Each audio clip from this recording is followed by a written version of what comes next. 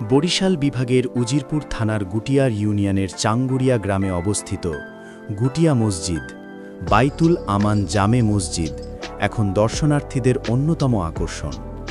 বরিশাল শহর থেকে মাত্র ১১ কিলোমিটার দূরে ১৪ একর জমির উপর গড়ে ওঠা এশিয়ার অন্যতম বৃহৎ এই মসজিদে প্রতিদিন হাজারো মানুষ নামাজ আদায় ও ভ্রমণে আসেন। ২০০৩ সালের ১৬ ডিসেম্বর এস শরফুদ্দিন আহমেদ সান্টুর উদ্যোগে মসজিদ ও ঈদগাহ কমপ্লেক্সের নির্মাণ কাজ শুরু হয়। ৩ বছরের প্রচেষ্টায় ২০০৬ সালে এর নির্মাণ সম্পন্ন হয়। প্রায় ২১ কোটি টাকা ব্যয়ে নির্মিত এ মসজিদটির স্থাপত্যে ইউরোপ, এশিয়া ও মধ্যপ্রাচ্যের খ্যাতনামা মসজিদের ছাপ পাওয়া যায়। গুটিয়া মসজিদের মূল ভবনে একসঙ্গে প্রায় ১৫০০ মুসল্লি নামাজ আদায় করতে পারেন। মসজিদের মিনারের উচ্চতা প্রায় ১৯৩ ফুট। বিশাল এই কমপ্লেক্সে রয়েছে ২০,০০০ মানুষের ধারণক্ষম ঈদগাহ ময়দান, ডাকবাংলো, এতিমখানা, গাড়ি পার্কিং, পুকুর, লেক ও সুদৃশ্য ফুলের বাগান। এছাড়া মহিলাদের জন্য পৃথক নামাজের ব্যবস্থাও রাখা হয়েছে। গুটিয়া মসজিদ কমপ্লেক্সে আরও রয়েছে কাবা শরীফ, জমজম কূপের পানি, আরাফার ময়দান, জাবালে রহমত, নবীজির জন্মস্থানসহ ইসলামিক ইতিহাসের নানা নিদর্শনের প্রতিরূপ ও সংরক্ষিত মাটি।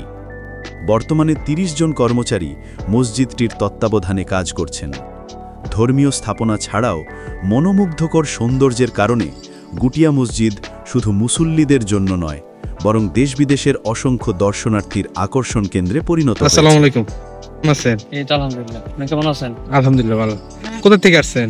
আসি তো ঢাকা থেকে। কেন আসছেন? এই ঘোরাঘুরি করতে আর কি। মসজিদটা দেখে কেমন লাগলো আপনার?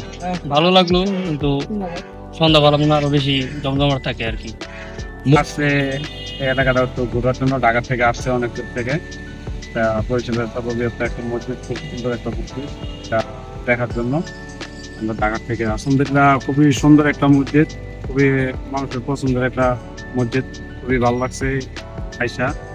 তো একটা জিনিস খুব খারাপ লাগলো, সেটা হলো কি আপনার মসজিদ হলো ইবাদতের জায়গা। জি। তো এইখানে আইসা আমরা যেটা দেখতে পেলাম যে কিছু টিকটকার মেয়ে পুরুষ ওনারা আইসা এই জায়গায় মানে মসজিদের ভিতরে প্রবেশ করে তারা ওনারা এই যে ভিতরে সাইড দিয়া টিকটক করতেছে, বেপরদা, তাদের মাথায় কাপড় নাই। তো এগুলো তো আসলে ঠিক না।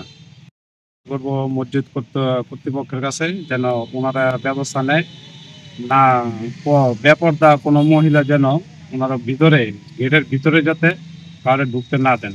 হ্যাঁ, মহিলাদের নামাজের স্থান আছে, এই যাতে যারা নামাজ পড়বে পর্দা হিসাবে আসবে তারা যেন ভিতরে প্রবেশ করতে পারে। আর যারা নাকি বেপর্দা ভাবে আসবে, মাথায় কাপড় থাকবে না, তারপরে টিকটক করতে আসবে, তাদেরকে যেন ভিতরে প্রবেশ করতে না দেওয়া হয়। এটাই আমাদের মসজিদ কর্তৃপক্ষের কাছে আমাদের আবেদন আছে। আমি পালন করছেন? বলা যাবে না, এটা হলো যার ইয়ানফসি সে গুনতে হয়। সে ভালো লাগছে একটু ছবি তুললো, এই ছবি তোলার জন্য এগুলো তো নিষেধ করা যাবে না। থাকি এবং বলি যে মাথায় কাপড় দেন, আপনারা মসজিদে আইসেন, ইবাদতের জায়গা, আপনারা ইবাদত করেন, চলে যান, দেখেন সুন্দর।